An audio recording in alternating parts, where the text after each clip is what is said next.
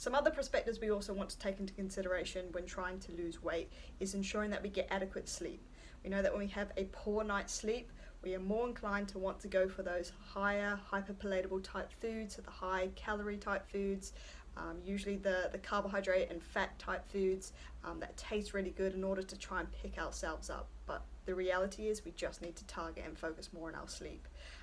And if we are sleep deprived, especially like consistent nights, we can start to find that it's hard to control our kind of want or craving for these types of foods. So just bearing that in mind, sleep is also like a foundation or a bottom aspect to ensuring that we really do achieve our weight loss goals. And then finally, it's time. You can't expect this to happen overnight. You can't expect it to happen in a week. You can't expect it to happen in just 2 weeks. You need to give yourself enough time. You didn't put the weight on overnight. It's going to take a lot of time and effort and energy in order to get to where you want to get to, especially if your goal is a big goal. So have realistic kind of time frames in mind so that you have these kind of goals of where you want to get to, and you break it down so that you know that you're on the right track. And then pair that alongside tracking your progress. Ideally, you will track your progress via a weekly scale weight.